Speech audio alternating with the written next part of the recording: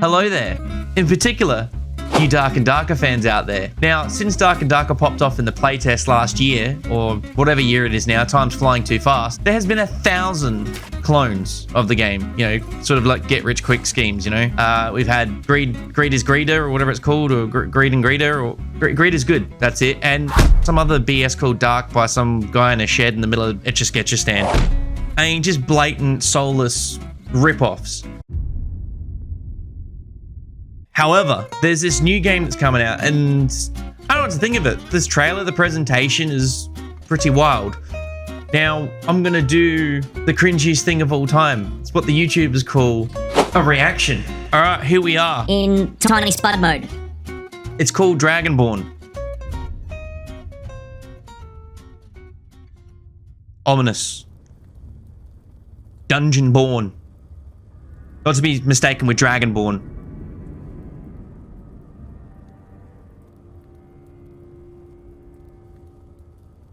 Looks cool. Ominous. Dark. In fact, these people are even going dark and darker into the dungeon.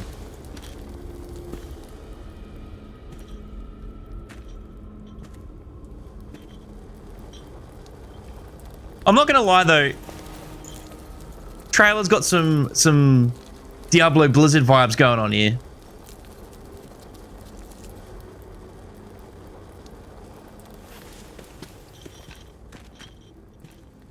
Something bad happened there.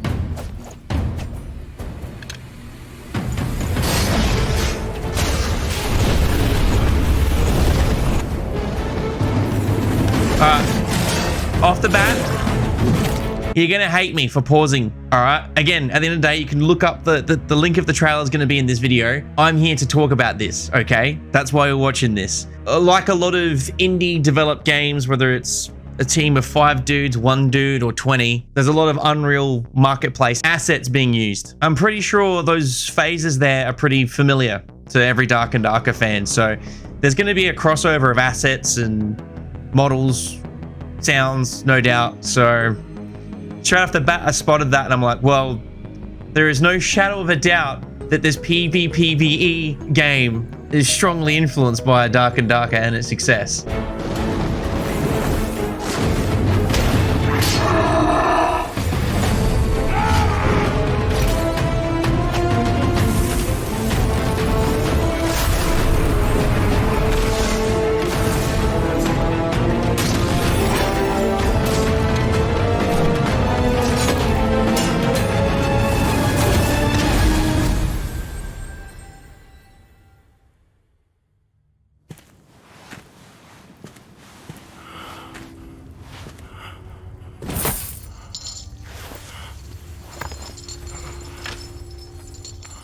Treasure.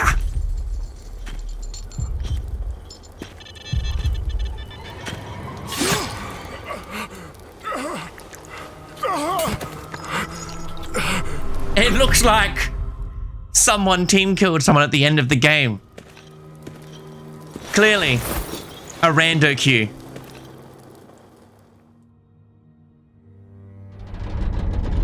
Look.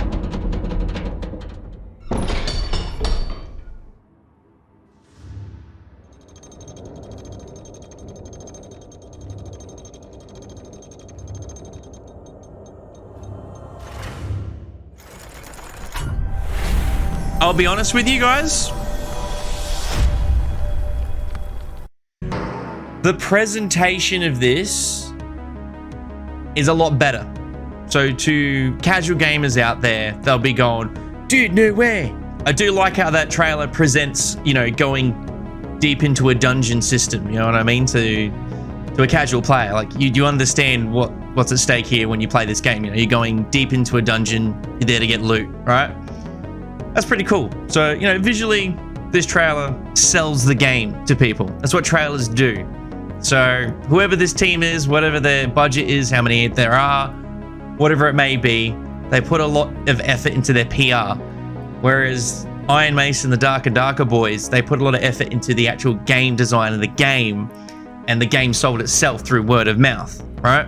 If you look at the early Steam page of that game, you know, Dark and Darker, the trailer was definitely made with someone who has zero editing skills. Anyway, enough about cheesing off on cinematics made by some artsy-fartsy dudes in an editing suite.